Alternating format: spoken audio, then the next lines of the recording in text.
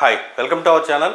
So మరి ప్రభుత్వ ఉద్యోగం అనేటువంటిది ఈ రోజుల్లో చాలామందికి రాకపోవడానికి గల కారణం ఏంటి అని చూసుకున్నట్లయితే ముఖ్యంగా అవగాహన లేకపోవడం, దాంతోపాటుగా కొన్ని టెక్నిక్స్ అనేటువంటిది తెలియకపోవడం, ఏ ఏజ్లో ఏ ఉద్యోగాలకు సూట్ అవుతాము, ఏ ప్రభుత్వ ఉద్యోగాలు వస్తున్నాయి, మనకి ఏది సూట్ అవుతుంది అనేటువంటి క్లారిటీ అనేటువంటిది లేకపోవడం వల్ల చాలా విలువైనటువంటి ప్రభుత్వ ఉద్యోగాలు ప్రస్తుతం ఉన్నటువంటి ఈ పీరియడ్లో ప్రైవేటు ఉద్యోగాలు మనకి ఎంత సాలరీలు ఇచ్చినప్పటికీ కూడా ప్రభుత్వ ఉద్యోగం ఇచ్చినంత సెక్యూరిటీ, అదేవిధంగా మనకు ప్రభుత్వం ఇచ్చినంత ఉద్యోగం ఇచ్చేంత హోదా ఏ ప్రైవేట్ ఉద్యోగం కూడా ఇచ్చేటువంటి అవకాశం లేదు.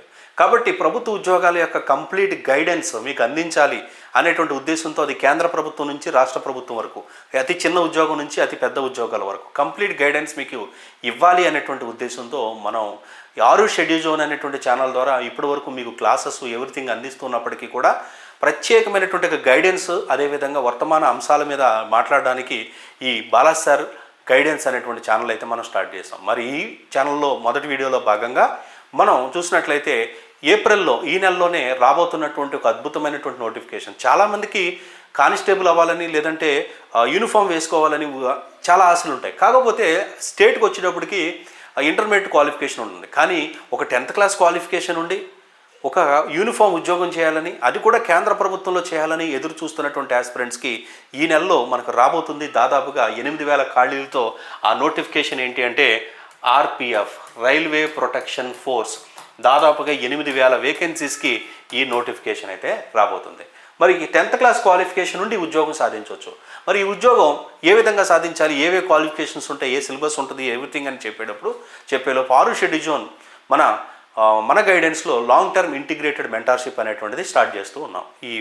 ఈ ఉద్యోగాలకు సంబంధించి నెలకి 50 మందే ఉంటారు, నెలకు ఒకే బ్యాచ్ ఉంటుంది. ఈ బ్యాచ్లో మీరు జాయిన్ అయితే మీకు ఎప్పుడెప్పుడు ఏ ఉద్యోగాలు పడుతున్నాయి అనేటువంటి వివరాలతో పాటు మీతో జాబ్స్ అప్లై చేయించడంతో పాటు ఆ జాబ్స్కి అవసరమైనటువంటి సిలబస్ను లెజెండరీ ఫ్యాకల్టీస్తో ప్రతిరోజు టీచ్ చేయడం, ఏ రోజు ఏం చదవాలని మీకు కస్టమైజ్డ్గా ఒక షెడ్యూల్ అనేది వేసుకోవడం, ఫ్యాకల్టీస్తో టీచ్ చేయించి క్లాసెస్ మెటీరియల్ అందించడం, రోజు టెస్టులు పెట్టడం, మీరు చదువుతున్నారా లేదా అనేటువంటిది ఫోన్లు చేసి కనుక్కోవడం, మిమ్మల్ని క్వశ్చన్స్ అడగడం, ఇలా మీతో 2 సంవత్సరాల కాల వ్యవధిలో ఖచ్చితంగా ఒక ప్రభుత్వ ఉద్యోగం సాధించే విధంగా మిమ్మల్ని నిలబెట్టే విధంగా ఈ ఆఫ్లైన్ తరహా కోచింగ్, ఆఫ్లైన్లో ఏ విధంగా ఉంటుందో నిరంతర పర్యవేక్షణ, అలా నిరంతర పర్యవేక్షణతో ఆన్లైన్ కోచింగ్ అనేటువంటిది మనం స్టార్ట్ చేస్తున్నాం.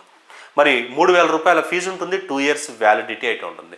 మీరు మా గైడెన్స్లో ఖచ్చితంగా జాబ్ కొట్టాలి అనేటువంటి టార్గెట్ కనుక మీకు ఉన్నట్లయితే డిస్క్రిప్షన్లో ఇచ్చినటువంటి వాట్సాప్ గ్రూప్లో జాయిన్ అవ్వండి. మరి బ్యాచ్ ఏప్రిల్ బ్యాచ్ త్వరలో స్టార్ట్ అవుతుంది. మరి 50 మంది మాత్రమే అడ్మిషన్ ఇస్తాం, అందరికీ ఏమో. ఆ బ్యాచ్ యొక్క వివరాలు, అలాగే మీరు మాతో లైవ్లో పాల్గొని మీకున్న సందేహాలు క్లియర్ చేసుకోవాలంటే డిస్క్రిప్షన్లో ఉన్నటువంటి వాట్సాప్ గ్రూప్లో జాయిన్ అవ్వండి. సో మరి ఆర్పిఎఫ్ రిక్రూట్మెంట్ ప్రాసెస్ చూసుకుంటే ఏప్రిల్లో మనకి నోటిఫికేషన్ అయితే రాబోతుంది. ఏప్రిల్లో నోటిఫికేషన్ రిలీజ్ కాబోతుంది. మరి ఏ విధంగా ప్రాసెస్ ఉంటుంది, మనకి వయో పరిమితి ఎంత అని చూసుకున్నట్లయితే వయో పరిమితి మనకి 18 సంవత్సరాలు మినిమం ఉండాలండి. 28 సంవత్సరాలు మ్యాక్సిమం వయసు అనేటువంటిది ఉండాలి. 28 సంవత్సరాలు మించి ఉండకూడదు. అయితే కాకపోతే ఎవరైతే ఓబీసీ ఉన్నారో, నాన్ క్రిమిలేయర్ సర్టిఫికేట్ ఉన్న ఓబీసీలకి 3 ఏళ్ళు ప్లస్ ఉంటుంది. ఎస్సీ ఎస్టీలకు 5 ఏళ్ళు, అంటే వాళ్ళు 33,000 వరకు కూడా అప్లై చేసుకునేటువంటి ఛాన్స్ అయితే ఉంటుందన్నమాట. ఇది వయో పరిమితికి సంబంధించి. మరి క్వాలిఫికేషన్ చూసుకుంటే 10th క్లాస్ పాస్, మీరు 10th పాస్ అయితే చాలు. మీరు మార్కులు 10th క్లాసు పాయింట్లు ఏవి సంబంధం లేదు, మీరు 10th పాస్ అయితే సరిపోతుంది అనమాట.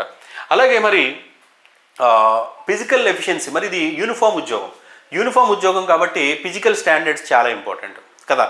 కానీ మనకి నార్మల్ ఏదైతే constable, state level constable SSC చూసుకున్నట్లయితే అక్కడ 169, 168 సెంటీమీటర్ల హైట్ ఉండాలి. కానీ ఇక్కడ కొద్దిగా 1 సెంటీమీటర్ హైట్తో ఉద్యోగాలు పోగొట్టుకున్న వాళ్ళు ఉంటారు కదా, వాళ్ళకి ఇది బెస్ట్ అవకాశం. ఎందుకనంటే ఇక్కడ అబ్బాయిలు 165 సెంటీమీటర్లు ఉంటే చాలు. అదే మిగిలిన ఉద్యోగాలు ఈవెన్ ఆంధ్ర తెలంగాణలో కానిస్టేబులే 167 పాయింట్ అలా ఉంది, కానీ ఇక్కడ 165 అంటే 2 సెంటీమీటర్లు తక్కువ అనమాట. చెస్ట్ మనకి 80 సెంటీమీటర్లు ఉండాలి, కానీ మిగిలిన ఉద్యోగాలు 86 ఉండాలి కదా. ఇక్కడ 80 సెంటీమీటర్లు ఉండాలి, గాలి పీల్చుకుంటే 5 సెంటీమీటర్లు ఎక్స్టెండ్ అవ్వాలి.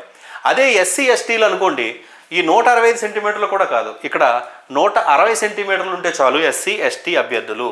ఓకే, గాలి చెస్ట్ 76.2 ఉంటే చాలు, 81.2 గాలి పీల్చుకున్నప్పుడు ఉండాల్సిన అవసరం అయితే ఉంది. 5 సెంటీమీటర్లు ఖచ్చితంగా పెరగాల్సిన అవకాశం ఉంది. ఇక నెక్స్ట్ చూసినట్లయితే మనకి ఎడ్యుకేషన్ క్వాలిఫికేషన్ 10th క్లాస్ అనుకున్నాము. అదేవిధంగా హైట్ మనకు 157 సెంటీమీటర్స్ లెస్ అమ్మాయిలు ఉండకూడదు, అబ్బాయిలు 165 సెంటీమీటర్స్ కంటే తక్కువ అనేటువంటిది ఉండకూడదు. అదేవిధంగా మనం చెస్ట్ చూసుకుంటే 85 అనేటువంటిది ఉంది.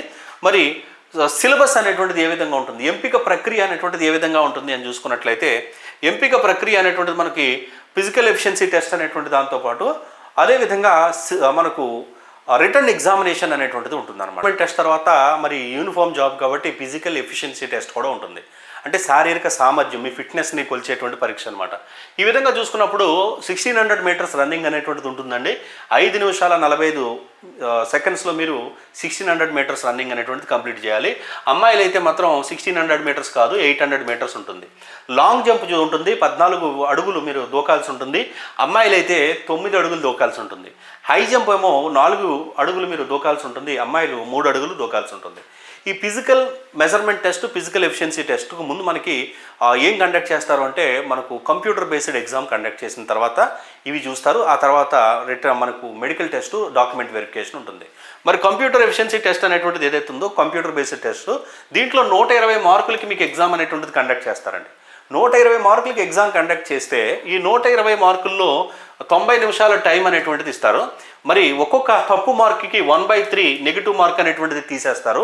సో మరి ఏ సబ్జెక్ట్స్ ఉంటాయి కంప్యూటర్ బేస్డ్ టెస్ట్ మీద చూసుకుంటే జనరల్ స్టడీస్ 50 మార్కులకు ఉంటుందండి జనరల్ స్టడీస్. అలాగే అర్థమెటిక్ చూసుకుంటే 35 మార్కులకు ఉంటాయి. అదేవిధంగా జనరల్ ఇంటెలిజెన్స్ అండ్ రీజనింగ్ చూసుకుంటే 35 మార్కులకి అనేటువంటిది ఉంటుంది. ఈ విధంగా 120 క్వశ్చన్స్ ఉంటాయి, 90 నిమిషాల సమయం అనేటువంటిది ఇస్తారు. ఇక సిలబస్ పరంగా చూసుకున్నట్లయితే మనకి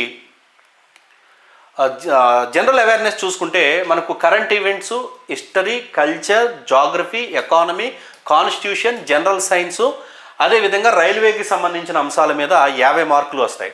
అలాగే అర్థమెటిక్ చూసుకున్నట్లయితే మనకి number system, whole numbers, decimals, fractions, relationships, percentage, ratio and proportion, ఈ అంశాల మీద మీకు 35 మార్కులు వస్తాయి.